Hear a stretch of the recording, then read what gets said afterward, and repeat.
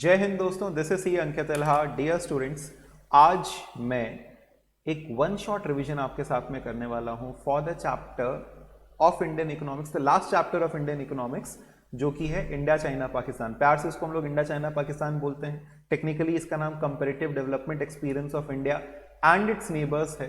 तो ये चैप्टर हम लोग अगले 45 मिनट्स में धुआंधार तरीके से पूरा का पूरा रिवाइज करने वाले हैं। हम लोग इसको अपने इन नोट्स के थ्रू रिवाइज करेंगे, जो कि एक 6 पेज का कंसाइज लेकिन 100% एग्जॉस्टिव नोट्स है। इसमें हर एक टॉपिक क्वेश्चन आंसर पैटर्न में प्रिपेयर किया गया है। तो आप चाहे सीयूटी के एस्पिरेंट हैं या क्लास 12 के एस्पिरेंट हैं, आप दोनों के लिए ही ये एक बहुत ही यूजफुल रिवीजन लेक्चर होने वाला है। सीयूटी एस्पिरेंट्स के लिए हालांकि एमसीक्यूज भी प्रैक्टिस करने की जरूरत है, वो हम लोग बाद में और भी एक एडिशनल सेशंस के थ्रू करते हैं। हालांकि अगर आप 12th में हैं तब तो ये भाई आप समझ लो, ये जो सारे क्वेश्चंस आप देखोगे सारे के सारे टेबल वाइज एनालिसिस भी हम लोग करेंगे। ये सब का सभी यही है जो कि आएगा आपके एग्जामिनेशन में, इसके बाहर से कुछ नहीं होगा। This is guaranteed, assured from my side C Ankit Elha. And students, अगर आप इन नोट्स को डाउनलोड करना चाहते हैं तो आपको डिस्क्रिप्शन पे एक लिंक मिल जाएगा, उसके थ्रू आप इन नोट्स को डाउनलोड भी कर सकते हैं, एक्सेस कर सकते हैं। उस फॉर्म को फिलअप करिए, आपको डाउनलोड लिंक मिल जाएगा। तो भाई ये अपना रिवीजन लेक्चर एकदम ध्यान से देखते जाना।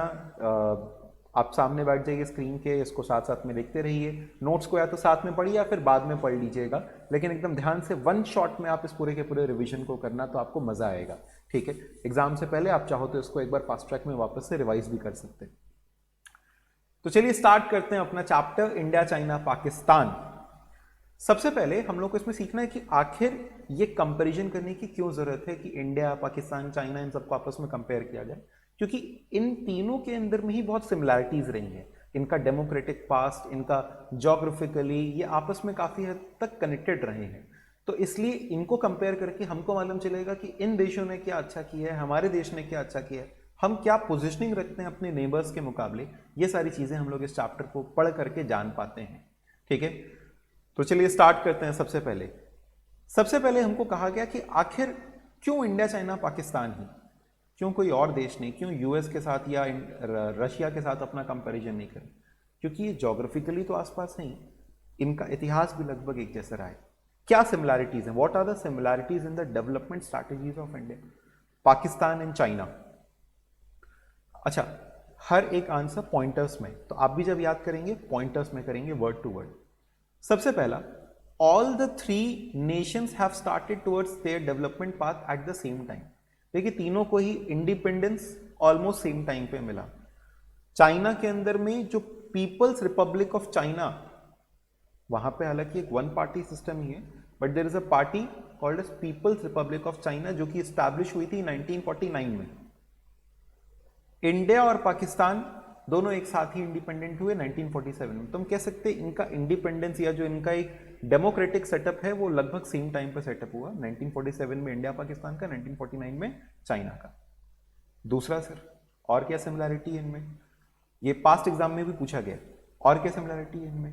देखिए तीनों ने ही एक जैसे डेवलपमेंट स्ट्रैटेजी को अपनाया in similar ways, they made their development strategy in similar ways. तीनों ने वो 5 ईयर प्लान जो होता है वही सेम अपनाया। इंडिया ने अपना पहला 5 ईयर प्लान 1951 से 56 में अनाउंस किया। पाकिस्तान, जिसको 5 ईयर प्लान को मीडियम टर्म डेवलपमेंट प्लान वो बुलाता है, उसने अनाउंस किया 1956 में। और चाइना ने अनाउंस किया इसको 1953 में। कभी कभी एमसीक्यू में आपसे इसका टाइमलाइन पूछ लेता है। तो इंडिया का 1951 टू 56, चाइना का 53 और पाकिस्तान का 1956। तीसरा पॉइंट, इंडिया और पाकिस्तान इन दोनों ने ही सिमिलर स्ट्रैटेजी अपनाया। किस तरीके से, ये लोग एक लार्ज पब्लिक सेक्टर क्रिएट करना चाहते थे। शुरुआत के चैप्टर्स में आपने पढ़ा होगा, ये इंडिया भी यही स्ट्रैटेजी अपना रही थी कि वो चाहता था कि सब कुछ नेशनलाइज्ड हो, गवर्नमेंट के अंडर है।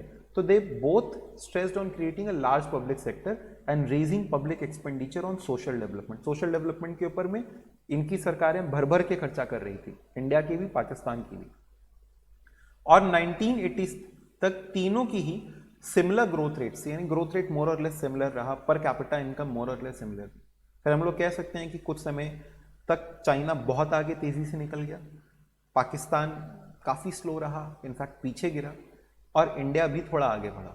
ठीक है, तो 1980s तक लगभग तीनों की पर कैपिटा इनकम और ग्रोथ रेट वाज सिमिलर। तो these are the answers for similarities in the development strategy of India, Pakistan and China. अच्छा, अब हम लोग बात शुरू करते हैं यहां से चाइना की। सर चाइना के बारे में बताओ। देखो चाइना के अंदर में डेवलपमेंट जो हुआ, जैसे ही पीपल्स रिपब्लिक ऑफ चाइना आया तो वहाँ के एक लीडर थे माओ जेडांग। उन्होंने बहुत सारे रिवॉल्यूशन, बहुत सारे नई नई चीज़ों को इंट्रोड्यूस किया। उसी में से एक कैंपेन है जिसका नाम था GLF, ग्रेट लीप फॉरवर्ड। ये ग्रेट लीप फॉरवर्ड कैंपेन के थ्रू ये क्या करना चाहते थे, ये चाहते थे कि हमारी कंट्री में मास प्रोडक्शन हो, चाहे एग्रीकल्चर में हो चाहे इंडस्ट्रियल हो। ये चाहते थे हमारी कंट्री में एकदम मास प्रोडक्शन हो, ठीक है। तो पहले तो एग्रीकल्चर, उसके बाद फिर इंडस्ट्री के ऊपर इन्होंने बहुत फोकस किया। GLF का मेन फोकस था इंडस्ट्रियलाइजेशन करना और बैकयार्ड इंडस्ट्री सेटअप करके, छोटी छोटी जगहों पर इंडस्ट्रीज को सेटअप करके फिर अपने कंपनी के आउटपुट को बढ़ाना। तो the GLF campaign was initiated in 1958। 1958 में ग्रेट लीप फॉरवर्ड कैंपेन को शुरू किया गया था। तो कौन सा स्टार्टिंग ईयर है? 1958, ग्रेट लीप फॉरवर्ड। और इसका एम क्या था? It aimed at industrialising the country on a massive scale. People were encouraged to set up industries in their backyards. तो अगर आपसे GLF कैंपेन के बारे में पूछे तो आपको ये सबसे पहले लिखना है। ये स्टार्ट हुआ था 1958 में। इसका एम था इकोनॉमी को इंडस्ट्रियलाइज करना on a massive scale. People were encourage, लोगों को इनकरेज किया जाता था कि भाई आपके पास बैकयार्ड में जगह है तो एक मशीन सेटअप करो, आयरन एंड स्टील मैन्युफैक्चर करो। रूरल एरियाज में कम्यून सिस्टम स्टार्ट किया गया। अब सर ये कम्यून सिस्टम क्या था? उसमें क्या होता था, एक गांव, एक कस्बा, एक इलाका, उसको एक बड़ी सी जमीन दे दी जाती थी और उस बड़ी सी जमीन के ऊपर सब मिल करके खेती करते थे। जितना भी आउटपुट निकलता था, उपज निकलता था, सबका सब सरकार के कब्जे में होता था और फिर सरकार उसको बांटती थी लोगों के बीच में। तो इसे कहते थे कम्यून सिस्टम या कम्यूनल फार्मिंग। मिल करके कम्युनिटी थी वो पूरी की पूरी फार्मिंग करती थी उसके ऊपर में। आप इसे समझ सकते हैं कि सब कुछ एक तरीके से सरकार अपने अंडर, अपने कंट्रोल में रख रहा था। तो in rural areas commune was started. Under the commune system people collectively cultivated lands. They collectively साथ में लैंड कल्टिवेट करते थे। 1958 में 26,000 communes covering almost all the farm populations were made. 1958 तक में 26,000 कम्यून बन गए थे जो कि लगभग सारी की सारी फार्म पॉपुलेशन को कवर अप करते थे। GLF कैंपेन हालांकि बहुत हद तक चल नहीं पाया। एक सीवियर ड्रॉट आया, हालांकि कहा जाता है कि सूखा आया और किसानों ने सफ़र किया। असलियत यह है कि इनका GLF कैंपेन एकदम फ्लॉप रहा था। तो यहाँ पे लिखा गया है कि GLF campaign met with many problems, a severe drought caused havoc. वही है कि अच्छा नहीं हुआ तो भाई कह दिया कि सूखा पड़ा था। तो खैर, a severe drought caused havoc in China killing around 30 million. 30 million का मतलब लगभग 3 करोड़ लोग होते हैं। व्हेन रशिया हैड कन्फ्लिक्ट, फिर रशिया का कन्फ्लिक्ट हो गया चाइना के साथ। अब जब रशिया का कन्फ्लिक्ट हो गया चाइना के साथ तो जो रशिया से एक्सपर्ट्स गए थे, प्रोफेशनल्स गए थे चाइना में, उनको रशिया ने वापस खींच लिया, अपना टेक्निकल सपोर्ट वापस खींच लिया।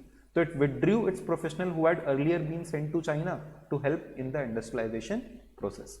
तो GLF कैंपेन अगर आपसे पूछे तो आप ये 2 पॉइंट लिख दोगे तो चल जाएगा। ये 2 पॉइंट तो एडिशनली ऐसे ही हमने डिस्कस कर लिया। तो आप इन दोनों पॉइंट्स को याद कर लो। एक कम्यून सिस्टम अलग से ही पूछा सकता है और एक GLF इंडस्ट्रियलाइजेशन वाला। तीसरा है ग्रेट प्रोलेटेरियन कल्चरल रिवॉल्यूशन। देखो चाइना का इतिहास बड़ा हिंसक रहा है, मतलब अच्छा नहीं रहा है, पीसफुल नहीं रहा है, बड़ा खराब इतिहास रहा है इनका। अभी हालांकि ज़रूर से इन्होंने तेजी से डेवलपमेंट किया है, but till 1980s they were most backward I could say. India और चाइना, इंडिया और पाकिस्तान से पीछे। लेकिन क्या किया इन्होंने ऐसा? जैसे यहाँ पे आपको दिया हुआ है term great proletarian cultural revolution. Great proletarian cultural revolution, sir ये क्या था? अब इसमें क्या था सुनना पहले, है क्या, याद क्या करना है। Students and professionals were sent to work and learn from countryside. Countryside मतलब हो गया गांव का इलाका, जो पीछे के रूरल एरियाज हो गए। तो स्टूडेंट्स और प्रोफेशनल्स को मोटिवेट किया जाता था कि तुम जाओ और काम सीखो कंट्री साइड से। इतना भर याद करने का है। टाइमलाइन याद करना है 1966 से 76। बट असल में था क्या, इनके जो यूथ था इनको मोटिवेट किया जाता था कि तुम जाओ और जा करके तुमको जो भी वहाँ पे रूलर दिखाई दे या जो तुमको दबाने की कोशिश कर रहा है सरकारी लोग, उन सबको मार के ख़त्म करो सरकारी आदमियों को, और वहाँ पे अपना जो है एक रूलरशिप इस्टेब्लिश करो, किसी के अंडर में मत आओ। तो ये सब एक तरीके से भड़काने वाला एक मोमेंट था, ठीक है। बट ये सब हम लोग को याद नहीं करना है, मैं आपकी समझ के लिए बता रहा हूँ कि ग्रेट प्रोलेटेरियन कल्चरल रिवोल्यूशन में ये सारी चीज़ें हुई थी। याद आपको ये करना है कि students and professionals were sent to work and learn from countryside. अच्छा, आओ अभी आगे इस चैप्टर में बहुत कुछ है। फोर्थ पॉइंट है, चाइना की जो रैपिड इंडस्ट्रियल ग्रोथ है it can be traced back to its reform in 1978। इसको 1978 से हम ट्रेस बैक कर सकते हैं। ये पास्ट एग्जाम में आया हुआ सवाल है कि China's rapid industrial growth can be traced back to its reform in 1978। Do you agree? क्या आप अग्री करते हैं कि जो रिफॉर्म्स, अच्छा मैं आपको ये बता दूं, इंडिया के अंदर में न्यू इकोनॉमिक पॉलिसी सबसे लेट में आई थी। जो एलपीजी, लिबरलाइजेशन, प्राइवेटाइजेशन, ग्लोबलाइजेशन वाले रिफॉर्म्स हैं वो 1991 में आया था, जबकि पाकिस्तान में ये न्यू इकोनॉमिक रिफॉर्म्स 1988 में आए थे और सबसे पहले इसको इंट्रोड्यूस करने वाला चाइना था 1978। इसीलिए कहा जा रहा है कि क्या हम कह सकते हैं कि 1978 से चाइना का इंडस्ट्रियल ग्रोथ रैपिड हो गया? Elucidate, do you agree? किसी भी प्रकार से पूछा जा सकता है। ऐसे भी कहा जा सकता है कि what were the reforms introduced by China, China ने कैसे रिफॉर्म्स इंट्रोड्यूस किए थे। तो आपको याद रखना है कि चाइना ने दो प्रकार के रिफॉर्म्स इंट्रोड्यूस किए। एक थे इंडस्ट्रियल सेक्टर रिफॉर्म्स, यानी इंडस्ट्रियल सेक्टर में, और दूसरे थे trade reforms. Trade reforms mainly हम लोगों को सीखने हैं कि इंडस्ट्रियल सेक्टर में क्या रिफॉर्म्स लाए गए थे। अच्छा, इससे भी पहले एग्रीकल्चर सेक्टर में रिफॉर्म्स थे। तो हम कह सकते हैं तीन तरीके के रिफॉर्म्स, एग्रीकल्चर, इंडस्ट्रियल सेक्टर और ट्रेड रिफॉर्म्स। हम लोग सीखेंगे एग्रीकल्चर सेक्टर में क्या बदलाव लाया, इंडस्ट्रियल सेक्टर में क्या रिफॉर्म लाया और ट्रेड में क्या रिफॉर्म्स लाए गए। सबसे पहले कहा गया कि चाइना में रिफॉर्म्स फेजेस में इंट्रोड्यूस किए गए थे। सर फेजेस का मतलब? फेजेस का मतलब ये था कि पहले एग्रीकल्चर में लाया गया रिफॉर्म, फिर इंडस्ट्रियल सेक्टर में लाया गया रिफॉर्म, फिर ट्रेड रिफॉर्म्स लाए गए। तो फेजेस में लाया गया था। मोर ओवर इसको पहले छोटे स्तर पे यानी छोटे लेवल पे इंप्लीमेंट किया जाता था, फिर और बड़े स्केल पे, फिर और बड़े स्केल पे। तो इसको डिसेंट्रलाइजेशन कहते हैं कि भाई पहले छोटे लेवल पे इंप्लीमेंट करो, फिर उसको बड़े स्केल पे इंप्लीमेंट करो, फिर बड़े स्केल पे पूरे देश में इंप्लीमेंट करो। तो China introduced reforms in phases. In the initial phase reforms were introduced in agriculture, फिर फॉरेन ट्रेड और इन्वेस्टमेंट सेक्टर। सर एग्रीकल्चर में ऐसा क्या किया इन्होंने? हम लोग ने अभी पढ़ा कि कम्यून सिस्टम था, यानी पूरे पूरे कस्बे, गांव को एक जमीन दे दी जाती थी कि भाई लोग खेती करो। अब इसको इन्होंने क्या किया, स्मॉल प्लॉट्स ऑफ लैंड में डिवाइड कर दिया, छोटी छोटी जमीन हर किसी को बांट दिया। लेकिन उनको बांटा which were allocated for use but not ownership, उनको यूज करने के लिए दिया, ओनरशिप के लिए नहीं, to individual households. They were allowed to keep all the income from the land after paying the stipulated taxes. उनको वो सारे के सारे पैसे रखना अलाउड था टैक्सेस पे करने के बाद। So they were allowed to keep all the income from the land after paying the stipulated tax. Tax भरो तो आपको जमीन दे दिया गया, आप खेती करो, जितना भी आउटपुट निकलेगा सर्टेन टैक्स भरो, बाद बाकी रख लो। ये ज्यादा बेहतर सिस्टम था। तो ये पहला रिफॉर्म लाया गया था किसमें? एग्रीकल्चर में। दूसरा रिफॉर्म था इंडस्ट्रियल सेक्टर में। सर इंडस्ट्रियल सेक्टर ये अलग से ही पूछा सकता है। इंडस्ट्रीज में चाइना ने क्या रिफॉर्म इंट्रोड्यूस किया? जो प्राइवेट सेक्टर फर्म्स थी, पहले प्राइवेट सेक्टर तो था ही नहीं चाइना में, लेकिन धीमे धीमे करके private sector firms in general and townships and village enterprises, that is those enterprises which were owned and operated by local collectives, were allowed to produce goods. इनको अलाउ किया गया कि भाई आप भी गुड्स प्रोड्यूस कर सकते हो। तो प्राइवेट सेक्टर फर्म्स, जो टाउनशिप्स और विलेज एंटरप्राइजेस हो गए, लोकल कलेक्टिव्स हो गए, इनको अलाउ किया गया कि आप गुड्स प्रोड्यूस करो और अब डायरेक्ट कंपटीशन करो किसके साथ में? एसओई, जो हम लोग उसको पीएसयू बुलाते हैं इंडिया में, पब्लिक सेक्टर अंडरटेकिंग, चाइना में उसको बुलाते हैं एसओई, स्टेट ओन्ड एंटरप्राइजेस। तो enterprises owned by government known as state owned enterprises which we in India call public sector enterprises were made to face competition। उनका फिर direct competition हुआ किसके साथ में? आपका ये चाइना के साथ में। चाइना की जो एक तरीके से कह सकते हैं गवर्नमेंट इंटरप्राइजेस थी, पब्लिक सेक्टर अंडरटेकिंग्स थी, उनके साथ में। तो they were allowed to operate and they were made in a direct competition with the state owned enterprises। दूसरा reform very important is dual pricing. Sir dual pricing क्या होता है? डुअल प्राइसिंग में एक सिंपल फंडा था, कहा जाता था प्रोडक्शन करो, प्रोडक्शन करने के बाद एक सर्टेन फिक्स्ड क्वांटिटी तुमको सरकार के बताए गए रेट पे ट्रेड करनी है, खरीदना है, बेचना है eight the rate determined by the government. बाद बाकी जितना है तुम अपने किसी भी मार्केट रेट पे ट्रेड कर सकते हो। वापस से कहा गया एक certain quantity you have to buy and sell at the rate determined by government. The remaining quantity could be traded at the market determined price. जैसे तुमने अगर 400 यूनिट बनाया तो उसमें से 100 सरकार कहेगी कि तुम मेरे बताए गए रेट पे खरीदोगे बेचोगे, और बाद बाकी सरकार कहती है तुमको जिस रेट पे बेचना है वैसे वैसे बेचो। अब 400 की जगह तुम 500 करोगे तो भी 100 ही का कोटा रहेगा, 800 करोगे तो भी 100 का कोटा रहेगा। तो धीमे धीमे गवर्नमेंट का जो बताया गया रेट है उस पर कम ट्रांजेक्शन होने लगे और जो मार्केट का ट्रेड पोर्शन है वो बढ़ने लगा। पढ़ना क्या लिखा है? The reform process also involved dual pricing. This means fixing the price in two ways. Farmers and industrial units were required to buy and sell fixed quantity of input and output on the basis of prices fixed by the government, and the rest were purchased and sold at market prices. ये as it is learn करना है तुमको कि एक fixed quantity input और output की was traded on the basis of price determined by the government, और जो remaining है वो किस पे सेल होता था? मार्केट प्राइस पे। जैसे जैसे साल बढ़े प्रोडक्शन इंक्रीज हुआ, जो proportion of goods transacted in the market थे, यानी मार्केट के बताए गए रेट पे थे, उनका प्रपोर्शन भी धीमे धीमे करके इंक्रीज हो गया। उम्मीद है आपको ये समझ में आया। दिस इज पॉइंट नंबर 4 कि चाइना का इंडस्ट्रियल ग्रोथ क्या 1978 से हुआ। बिल्कुल सही। कौन कौन से सेक्टर्स में हुआ? एग्रीकल्चर, फिर इंडस्ट्रियल, फिर trade reform. Sir trade reform क्या आया? फॉरेन इन्वेस्टमेंट को अट्रैक्ट करने के लिए इन्होंने अपने यहाँ पे says special economic zone setup किया।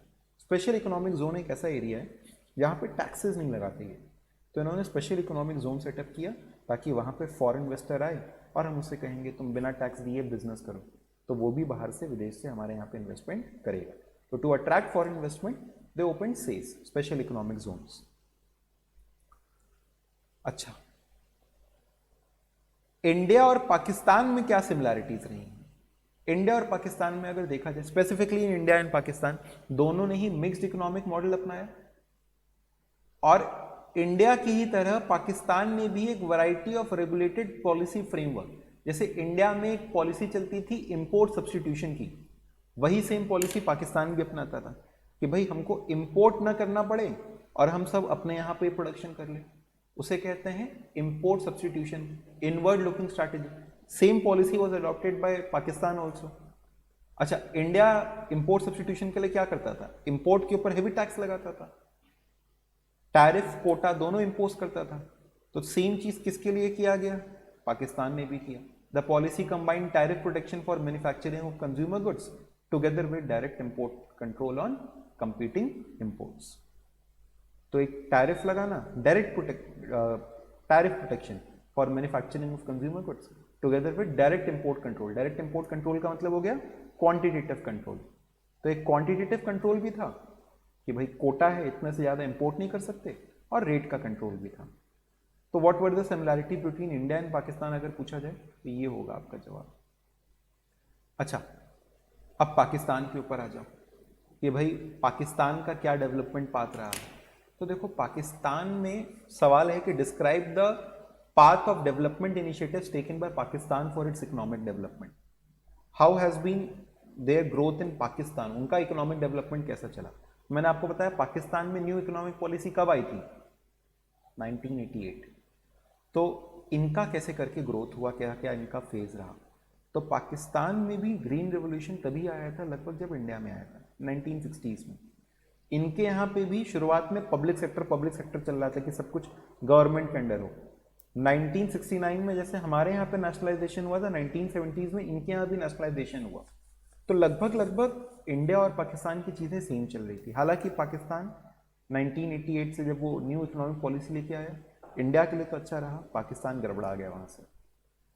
तो the introduction of green revolution led to mechanisation and increase in public investment in infrastructure in select areas which finally led to a rise in production of food grains. कहा गया कि जब green revolution आया तो उससे mechanisation आया, मतलब अब धीमे धीमे और ज़्यादा ये एडवांस्ड हो गए चीज़ों को लेकर के। There was increase in public investment in infrastructure में और इन्वेस्टमेंट आया, जिसके कारण फाइनली फूड ग्रेन्स का प्रोडक्शन बढ़ा। 1970s में इन्होंने अपनी कैपिटल गुड्स इंडस्ट्री को नेशनलाइज किया मतलब गवर्नमेंट ने अपने अंडर ले लिया।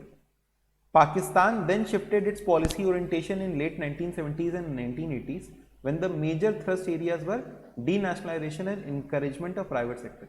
फिर लेट 1970s और 1980s से हमने कहा कि इनके न्यू इकोनॉमिक पॉलिसी आई गया था, तो अब ये डीनेशनलाइजेशन यानी प्राइवेटाइजेशन के ऊपर फोकस करने लगे।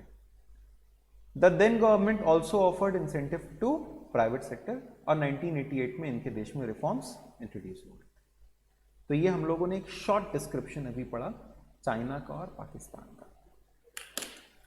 नेक्स्ट, अब इसके बाद आपको एक एक करके थोड़ा क्रिटिकल एनालिसिस पढ़ना है चाइना और पाकिस्तान के बारे में। इसमें एक क्वेश्चन बहुत इंपॉर्टेंट है, कई बार पूछा गया है कि what is the one child norm या what was the implication of the one child norm.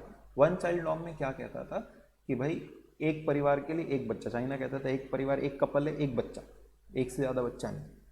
तो अब इसी कारण से हुआ क्या कि चाइना की जो पॉपुलेशन ग्रोथ रेट थी वो अचानक से एकदम रुक सी गई। पहले बड़ी तेजी से बढ़ी तो एकदम अचानक से रुक सी गई।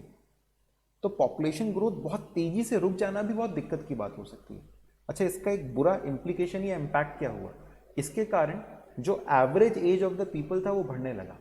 समझो, नए लोग आ नहीं रहे थे, पुराने लोग बूढ़े होते जा रहे थे। तो यहाँ लोग बूढ़े होते जा रहे हैं, नए बच्चा नौजवान आ नहीं रहा है। इंडिया में यही है, नौजवान बढ़ते जा रहे हैं, पुराने मर नहीं रहे हैं, तो इंडिया की पॉपुलेशन बहुत तेजी से ग्रोइंग है। बट चाइना में तो बहुत उल्टा हो गया था। तो इसके कारण जो एवरेज एज थी लोगों की चाइना में वो इंक्रीज करने लगी। अभी एक्सपेक्टेड आगे जाके और इंक्रीज करेगा।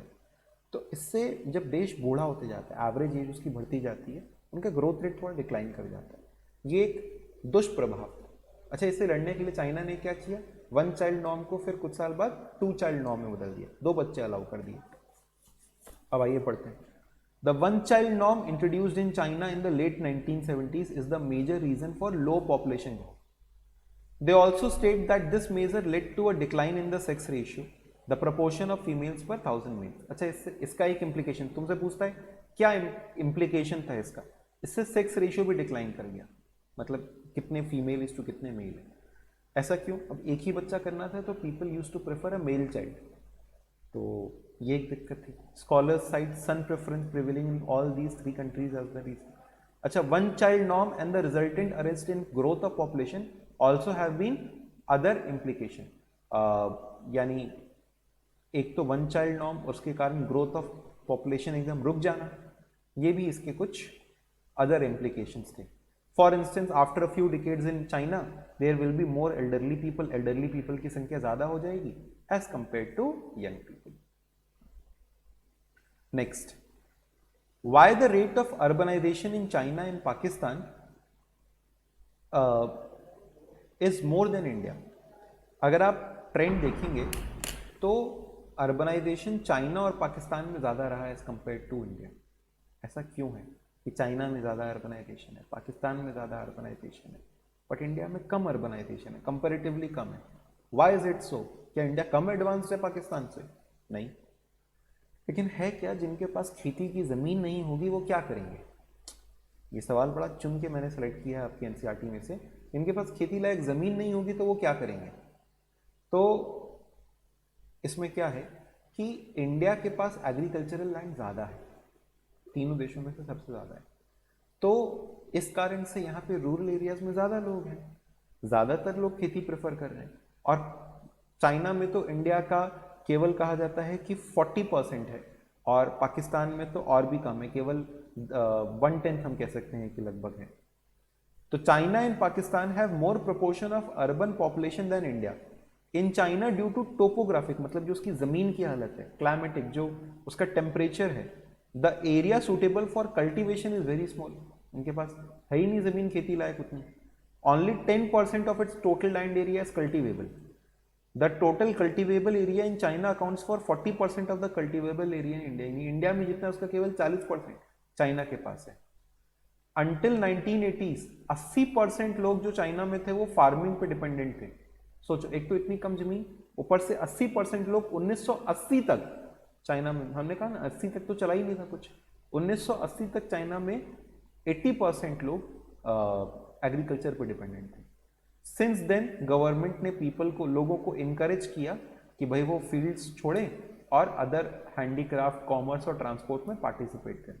तब से चाइना का ग्राफ थोड़ा इम्प्रूव हुआ, चाइना में अर्बनाइजेशन बेटर हुआ, और पाकिस्तान में इसलिए बेटर है क्योंकि उनके पास भी कल्टिवेबल एरिया कम है, बट इंडिया में क्योंकि कल्टिवेबल एरिया ज़्यादा है, इसलिए इनका कहना है कि अर्बनाइजेशन इंडिया में कम है as compare to China and Pakistan. अच्छा, लगभग हाफ वे हम लोग हैं, ठीक है। अराउंड 25 मिनट्स में मैंने आपके साथ 50% पोर्शन ऑलमोस्ट कवर अप कर लिया है। इन टोटल मेरे पास 16 क्वेश्चंस हैं इसमें, या 16 टॉपिक्स से कह लीजिए। अब देखो, ऐसा एक टेबल आता है, हर एग्जाम में आता है और तुमसे कहता है कि इसको इंटरप्रेट करके बताओ, तो मैं आपको सारे टेबल्स का इंटरप्रिटेशन बताऊंगा। क्या है, सबसे पहले देखो, आपको दिया कि 1980 से 90 में एग्रीकल्चर इंडस्ट्री सर्विस में ये ग्रोथ ट्रेंड था, ठीक, इंडिया, चाइना और पाकिस्तान का। बाद में ये ग्रोथ हो गया। अच्छा, आप देख सकते हो कि इंडिया में एग्रीकल्चर सेक्टर में कोई खास ग्रोथ हुआ नहीं, इंडस्ट्री में भी नहीं हुआ। मेन जो ग्रोथ दिखाई देती है वो सर्विस में दिखाई देती है। चाइना के अंदर में आप देख सकते हो कि एग्रीकल्चर कंपैरेटिवली गिरा ही है इसका पोर्शन, ठीक है, जो इसका ग्रोथ है। इंडस्ट्री के अंदर में 10.8 से 5.3 और सर्विस के अंदर में 13.5 से 7.1। इसके दो इंडिकेशंस निकलते हैं। पहला ये कि ये 1980 से 90 के दौरान चाइना ने बहुत तेजी से ग्रोथ किया।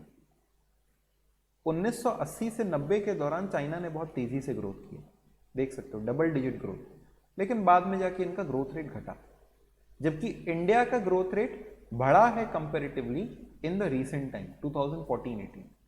और पाकिस्तान तो लगभग हर ही चीज में देखो गिरा ही है, ऑलमोस्ट इसका ग्राफ गिरा है हर एक चीज में, किसी भी चीज में बढ़ा नहीं है। अब देखो इसको एनालिसिस करके लिखा कैसे जाएगा।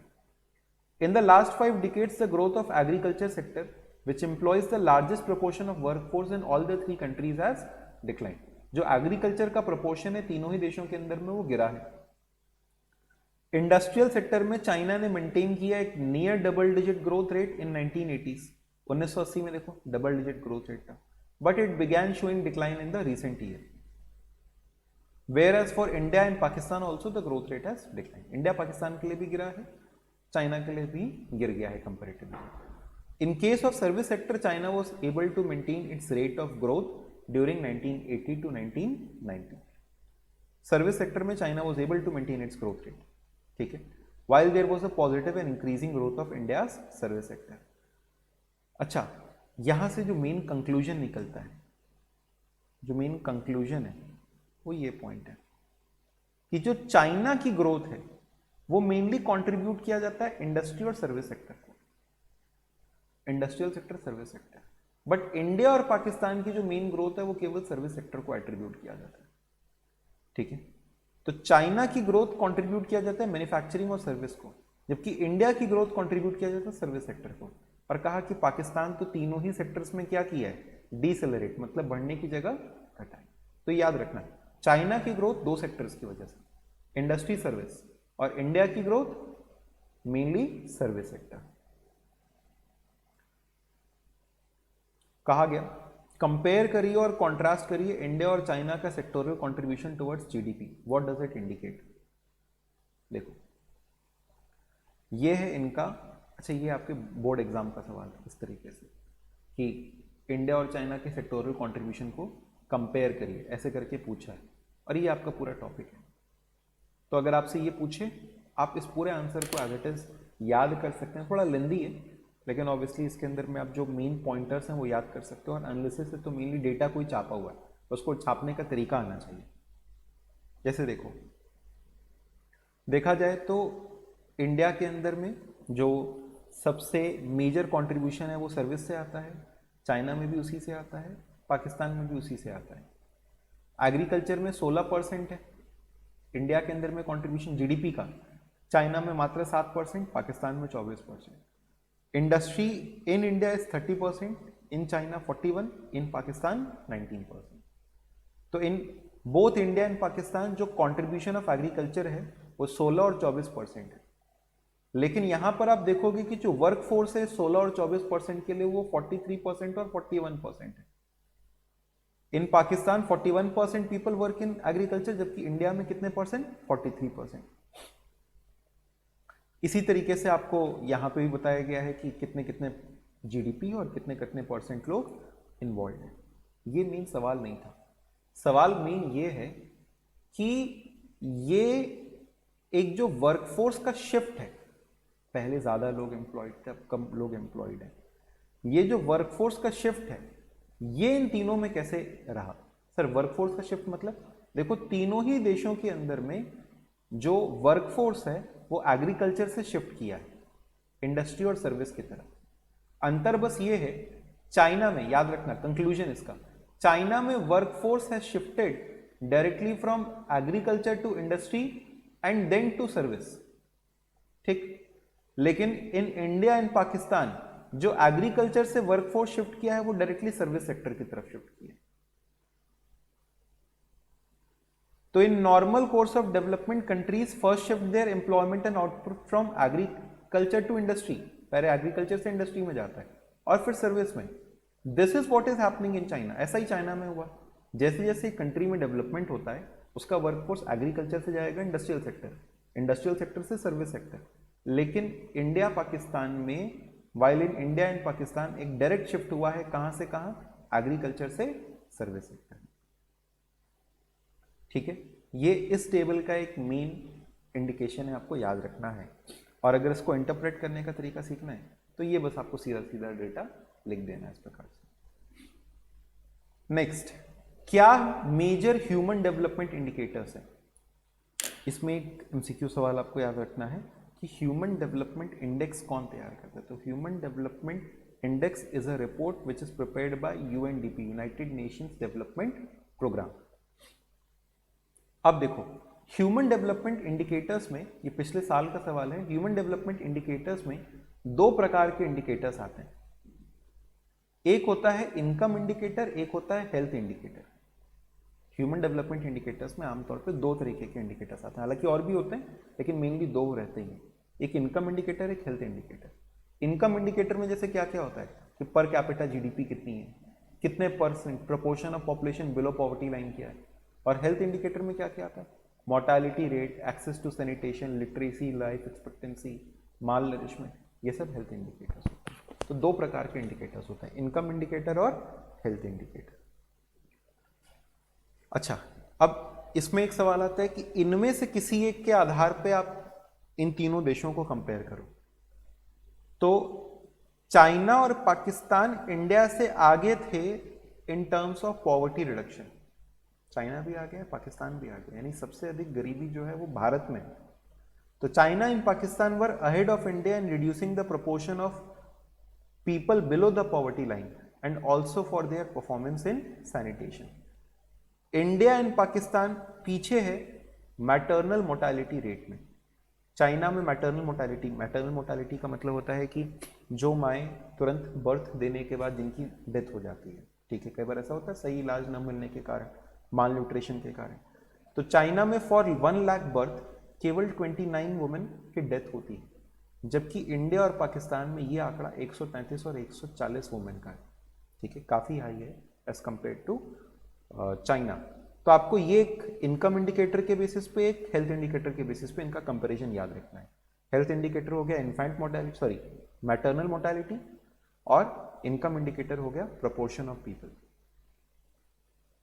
तो ये एक सवाल है जो कि आपसे पूछा जाता है कि कंपेयर करिए इंडिया, चाइना और पाकिस्तान को किसी एक इनकम इंडिकेटर और किसी एक हेल्थ इंडिकेटर के बेसिस पे। अच्छा, कहा जाता है ह्यूमन डेवलपमेंट इंडिकेटर्स का जो हम लोग इस्तेमाल करते हैं, जैसे ह्यूमन डेवलपमेंट इंडेक्स नाम से एक इंडेक्स बनाया जाता है, ये बेस्ट इंडिकेटर नहीं है, इसकी अपनी कुछ दिक्कतें हैं, लिमिटेशंस हैं। तो क्या लिमिटेशंस हैं इसकी? ये आपको लिमिटेशंस बताया गया। ये आपसे एक थियरी सवाल के रूप में पूछा जाता है कि what are the limitations while using human development indicators. तो the human development indicators used at present are not sufficient as it is. आप याद करना है इस आंसर को। जो ह्यूमन डेवलपमेंट इंडिकेटर्स आज यूज किए जाते हैं वो सफिशिएंट नहीं है। Along with these we also need what may be called as liberty indicators. Sir liberty indicators क्या है? लिबर्टी इंडिकेटर्स मतलब ऐसे इंडिकेटर्स जो कि इंडिकेट करें कि भाई आपको प्रॉपर आज़ादी मिल रही है कि नहीं मिल रही है। आज़ादी बोलने की, वोट करने की, अपने अधिकारों की, जुडिशरी की, ये मिल रहा है कि नहीं मिल रहा है? हमारे यहाँ पे लिबर्टी इंडिकेटर्स की अगर वैल्यूएशन होती तो बहुत हाई होते हैं, क्योंकि हमारे यहाँ पे पूरी डेमोक्रेसी, एक इंडिपेंडेंट जुडिशरी, लेकिन इन सारी चीज़ों का कोई मापदंड कहते हैं या फिर कोई मेजरमेंट कहते हैं, कोई मेजरमेंट नहीं है। अब क्योंकि इसका कोई मेजरमेंट नहीं है, इसलिए हम लोग HDI में काफ़ी पीछे आ जाते हैं, ह्यूमन डेवलपमेंट इंडेक्स में काफ़ी पीछे आते हैं। तो कहा जाता है कि ह्यूमन डेवलपमेंट इंडिकेटर्स जो आज के समय में यूज़ किए जा रहे हैं, लिबर्टी, सॉरी, ये आपका इकोनॉमिक या इनकम इंडिकेटर कह लो और हेल्थ इंडिकेटर, ये सफिशिएंट नहीं है। इसमें और कुछ इंडिकेटर्स जुड़ना चाहिए जिनका नाम है लिबर्टी इंडिकेटर। जैसे लिबर्टी इंडिकेटर बताया गया, one such indicator has been added, एक इंडिकेटर को ऐड भी किया गया, क्या? Extent of democratic participation in social and political decision making. लेकिन इस इंडिकेटर को जोड़ने के बावजूद भी उसको उतना वेटेज नहीं दिया गया। सर वेटेज नहीं दिया गया मतलब उतनी इंपॉर्टेंस नहीं है। ऐसे कहते हैं ना, कोई सब्जेक्ट ज़्यादा वेट का है, कोई कम वेट का है, तो इसको कम वेटेज दिया गया, तो ज़्यादा इंपॉर्टेंस नहीं, तो उस पर कोई ज़्यादा ध्यान भी नहीं देता है। But it has not been given any extra weight. Some obvious liberty indicators like measure of the extent of constitutional protection given to citizen. हमारा कॉन्स्टिट्यूशन क्या प्रोटेक्शन देता है सिटीजन्स को? हमारा कॉन्स्टिट्यूशन उसमें बहुत बढ़िया है। या extent of constitutional protection of the independence of judiciary, हमारे यहाँ की जुडिशरी एकदम इंडिपेंडेंट है। रूल ऑफ लॉ, ऐसे कॉन्सेप्ट्स को अभी तक इंट्रोड्यूस नहीं किया गया है, लिबर्टी इंडिकेटर्स को इंट्रोड्यूस नहीं किया गया। ये इंट्रोड्यूस किया जाएगा तो हमारे ह्यूमन डेवलपमेंट इंडिकेटर्स और बेटर होंगे। ये लिमिटेशंस हैं ये सब ह्यूमन डेवलपमेंट इंडिकेटर के। Without including these and giving them overriding importance, the construction of Human Development Index may be said to be incomplete. चलो भाई, लास्ट 3-4 सवाल। अगर हमसे कहा जाए डिफरेंशिएट करिए इनकी डेवलपमेंट स्ट्रैटेजी को, तो हम कह सकते हैं कि भाई इनका जो रिफॉर्म प्रोसेस है अलग अलग समय पे स्टार्ट हुआ। चाइना का 1978 में हुआ, पाकिस्तान का 1988 में हुआ, जबकि इंडिया का 1991 में हुआ। अच्छा, इंडिया और पाकिस्तान ने मजबूरी में न्यू इकोनॉमिक पॉलिसी अपनाई थी, क्योंकि इनके पास पैसा नहीं था। चाइना के पास ऐसी कोई मजबूरी नहीं थी। तो कहा जाता है कि जब चाइना के ऊपर मजबूरी नहीं थी 1978 में, इंडिया को पैसा चाहिए था वर्ल्ड बैंक से, इसलिए उसने रिफॉर्म्स इंट्रोड्यूस किए उसके कहने पे। चाइना ने ऐसा क्यों किया? चाइना के ऊपर तो कोई मजबूरी नहीं थी इंडिया पाकिस्तान जैसे। चाइना इसलिए इंट्रोड्यूस किया, ये बहुत इंपॉर्टेंट सवाल है। Why did China introduce economic reforms?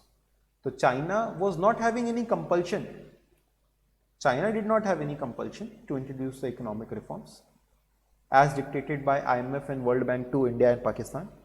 लेकिन वहाँ पे जो लीडरशिप थी वो खुश नहीं थी वहाँ के ग्रोथ रेट से। ऑब्वियसली होना भी नहीं चाहिए, मैंने आपको बताया चाइना बहुत खराब परफॉर्म कर रही थी। It was not happy with the slow pace of growth and lack of modernisation in the Chinese economy under the Maoist rule. Maoist rule basically जो माओ जेडांग वहाँ के लीडर थे, चाइना के लीडर थे माओ जेडांग, तो माओइस्ट रूल उनके under में जो ग्रोथ था, जो डेवलपमेंट थी, उससे लोग सेटिस्फाइड नहीं थे। तो उनको लगता था कि Maoist vision of economic development based on decentralisation, self sufficiency and shunning of foreign technology. Shunning of foreign technology मतलब फॉरेन टेक्नोलॉजी को बैन करना। This was not good, this was not sufficient. Goods and capital had failed. तो despite, अच्छा पहला ये reason हो गया new economic policy अपनाने का। और despite extensive land reform, collectivisation, the great leap forward and another initiative, जो per capita grain output in 1978 was same as in 1950s। यानी 1978 तक जो पर कैपिटा आउटपुट रहा था और 1950s में जो था वही लगभग सेम था। यानी इनके यहाँ कोई टेक्नोलॉजिकल प्रोग्रेस भी नहीं हुआ था। इस कारण से चाइना में कहा जाता है कि न्यू इकोनॉमिक रिफॉर्म्स को इंट्रोड्यूस किया गया, क्योंकि इनकी ग्रोथ रेट बहुत स्लो थी, कोई खास अंतर नहीं आया था पर कैपिटा आउटपुट के अंदर में, पर कैपिटा आउटपुट बोल रहे हैं, पर ग्रेन आउटपुट के अंदर में, पर कैपिटा ग्रेन आउटपुट के अंदर में, आई एम सॉरी, यानी एक इंसान कितना आउटपुट, एग्रीकल्चरल आउटपुट प्रोडक्शन कर रहा है। तो इन सब ड्रॉबैक्स के कारण जो शनिंग ऑफ टेक्नोलॉजी का ये अपना इस्तेमाल करते थे कि फॉरेन गुड्स को आने नहीं देंगे, इन सब टेक्निक्स का फेल हो जाना, इन सब पॉलिसीज का फेल हो जाना कारण था इनका न्यू इकोनॉमिक पॉलिसी अपनाने का। अच्छा, क्या ऐसे रिफॉर्म मेजर्स थे जिनके कारण चाइना का एक रैपिड ग्रोथ हुआ after 1978? Evaluate the various factors that led to the rapid growth in economic development in China. क्या ऐसा अच्छा रहा, ये लास्ट के कुछ पॉइंट्स थे, क्या ऐसा अच्छा रहा कि चाइना ने रैपिड ग्रोथ किया? तो ऐसा देखा गया कि establishment of infrastructure in the areas of education and health, land reforms, long existence of decentralized planning and existence of small enterprises had helped positively in improving the social and income indicators. जो education और health और land reforms थे, decentralise planning थी, इसमें जो investment किया गया था एजुकेशन हेल्थ प्लानिंग में, इसके कारण बेहतरी हुई. Through the commune system there was more equitable distribution of food grains. Commune system के कारण भी बेटर हुआ. कम्यून सिस्टम में क्या था कि जो आउटपुट निकलता था पूरा सरकार रखती थी, तो सरकार उसका बंटवारा करती थी. लेकिन कम्यून सिस्टम हट जाने के बाद और बेहतर हो गया. जो लैंड बांट दिया गया था, इक्विटेबल डिस्ट्रीब्यूशन तो होता था, लेकिन लैंड बांट देने के बाद किसान और रिच हो गए, बेटर हो गए, उनके हाथ में पैसा आने लगा. तो experts also point out that each reform was first implemented at a smaller level and then extended on a massive scale. पहले उसको छोटे लेवल पे इंप्लीमेंट करते थे, जैसे मैंने सिखाया था फेज बाय फेज लेवल, पहले छोटे लेवल पे, फिर बड़े स्केल पे, फिर बड़े स्केल पे. इससे प्लान्स अच्छे से इंप्लीमेंट हो पाते थे. For instance reforms were made in agriculture as pointed out earlier by handing over the plots of land to individual for cultivation. It brought prosperity to a large number of poor people. तो जो infrastructure में investment था, जो commune system को abolish करके इनका distribution of land था, ये सब चीज़ें इनके साथ में अच्छी भी थी. जो डिसेंट्रलाइज्ड प्लानिंग थी, ये इनके कुछ पॉजिटिव्स थे. और इस पूरे चैप्टर का आखिरी सवाल कि कई बार पूछा गया सवाल कि चाइना के स्लो इकोनॉमिक ग्रोथ का क्या कारण था. तो इसके 3 पॉइंट्स होते हैं. चाइना में एग्रीकल्चरल ग्रोथ काफ़ी स्लो रहा. पाकिस्तान में स्लो ग्रोथ का क्या कारण रहा? क्यों पाकिस्तान इतना पिछड़ गया? न्यू इकोनॉमिक पॉलिसी के बाद और ज़्यादा पिछड़ गया 1988 से. ऐसा क्या कारण रहा? तो चाइना में एग्रीकल्चरल ग्रोथ काफ़ी स्लो रहा. Agricultural growth and food supply situation were based not on an institutionalized process of technical change but on a good harvest. वो good harvest के ऊपर में बेस्ड था. यानी अगर हार्वेस्ट अच्छा रहा तो पाकिस्तान की इकोनॉमी अच्छा करती थी. कुछ साल पहले हमारे देश के साथ भी ऐसा था, लेकिन अब हमारा देश काफ़ी आगे बढ़ चुका है. तो अगर एग्रीकल्चरल आउटपुट अच्छा रहा तो पाकिस्तान की इकोनॉमी अच्छा करती थी. और जब वो थोड़ा बैठ गया, बारिश अच्छी नहीं हुई, तो इकोनॉमी बैठ जाती थी. When there was a good harvest, the economy was in good condition. जबकि ऐसा जब नहीं था तो इकोनॉमिक इंडिकेटर्स showed stagnation. यानी जब एग्रीकल्चर बैठ गया तो इकोनॉमी भी बैठ गई. तो agriculture growth and food supply situation were not based on an institutionalised process of technical change. यानी कोई प्रोसेस नहीं था कोई प्रॉपर. ठीक है, वो केवल ऐसा था बारिश अच्छी हुई तो चल दिया, नहीं तो फिर डूब गए. दूसरा, पाकिस्तान काफ़ी हद तक आज भी अपने फॉरेन एक्सचेंज की कमाई के लिए फॉरेन एड यानी दान भिक्षा पे डिपेंडेंट है और रेमिटेंसेस पे डिपेंडेंट है. यानी जो उसके पास में फॉरेन ट्रांसफर्स आते हैं उन सब के ऊपर में डिपेंडेंट है.